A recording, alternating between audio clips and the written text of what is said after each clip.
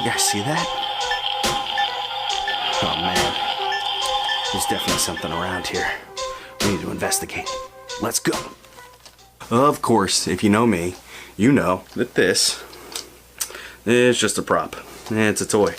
Goes with this other stuff on the wall. It's probably one of the things that got me interested from a very young age in the paranormal. It started with a comedy called Ghostbusters. Bum, bum, bum, bum, bum. I don't know if I can sing it because I might get an infringement on YouTube, so I won't. In any case, this right here is a toy, but what it's supposed to do is find the ghost. So it would be really neat if in the paranormal we had a cool tool like this, and it turns on, and it does flashy stuff for us, and it lets us know where the ghosts are. Well, we kind of do have that. I don't have an example in front of me. I'm not sure where mine is. We have K2 meters. If you watch any paranormal shows, you're really used to them. They're about this big or so, and they hold them and they look at them and they say, hey, if you're here, can you make the lights go on and off? Can you make them blink? Can you do that for me? Please? And then we get a thrill out of it when something actually does happen. It's pretty neat. That is a really neat part of investigating. It's the exciting part. Nobody ever wants to talk about the boring stuff where you got to sit behind this computer screen right here for hours and hours and hours and watch back video footage of things that you've already done. Hours and hours and hours and hours and hours and hours. Did I mention hours? So one camera, maybe two in every room. You're filming for probably 6 hours at a time. So if you have 10 cameras, 6 hours at a time, that's 60 hours. A work week is only 40 hours. So you're putting in 1.5 work weeks on top of all the preparation that you've already done to go and find the paranormal. But that's what it takes. A lot of people don't want that part. They want to do the fun stuff. They don't want to do the review. They don't want to go over all the stuff. But guess what? That's where we find all the cool stuff, actually, when we go back. It's very rare that we actually have something really neat happen in the moment of the investigation. Sometimes we hear things and we have to debunk them or, mark them and say, hey, this is paranormal. We should check it out.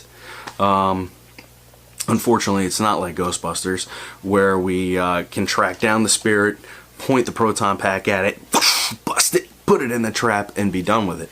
It doesn't work that way.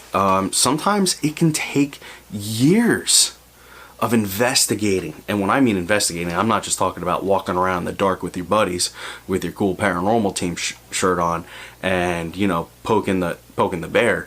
You got to go to the library. You have to talk to the people that live in the area. You have to talk to people who have lived in the area for 40 years, convince them that that there might be something paranormal happening, get them to open up about ghosts, get them to talk about people that might have been their friends, neighbors, or loved ones, and then try to put the puzzle pieces together to form a big picture as to what's happening and why it's happening. It's something that gets glossed over a lot. There's a TV show out there, Dead Files, I think does a really great job of it. Of course, they condense probably maybe a week or two of investigative work into an hour, but something tells me that they have a big research team that really delves into everything to bring you the facts. Now, when you're doing your 9 to 5, like me and the rest of the team I'm with, it takes a little time to keep going back and digging in. And perhaps you've been there a couple times to the location that's haunted, and you still haven't gotten to the bottom of it. Famously, we know that Gettysburg is paranormally active, and there are little hot spots everywhere. The battlefields tend to be very paranormally ridden. Is there any getting rid of it? I don't think so. It's really in there. But say like a house like my own, say we had some activity happening, I would really have to document what was happening, when it was happening, who it was happening to in the house, and then find out if any of my neighbors have any problems, and then go from there and build a case. That's a big thing that people miss in the paranormal. You got to build a case. Because when you want to present it to somebody, you got to convince them that what you're finding is legit, real, and here are the facts that back up the things that we can't quite prove. The orbs flying towards the camera at nighttime, they're a little hard to prove as paranormal because we know that dust, moisture, bugs, all those kind of things kind of make those. Disembodied voice, which you hear in person, or an EVP, is a little easier to have somebody believe because if it's a light whisper and we can't figure out where it came from and nobody was speaking on camera when the voice occurred, that's something. Of course, I could prattle on about everything, but basically I just wanted to give you all a little more insight as to what it goes into an investigation, because people ask us a lot, like, are you going to be done with this weekend? Like, you've been in our house for 5 hours, and do you know what's causing the haunting? No. I mean, I spoke to a couple spirits that are around, but I'm not really getting any super good info from them. But we're going to go back and review some of the evidence, and I may come back another time and have better luck. Okay? Yeah, okay. But, you know, we're not free until the end of June. It's the beginning of May.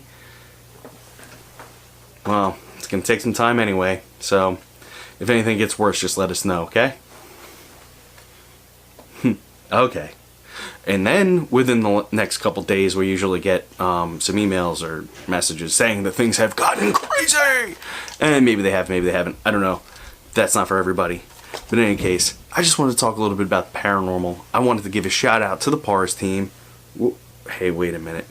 I just wanted to give a shout out to the PARS team right there. They're awesome. Check them out, parsinvestigations.com.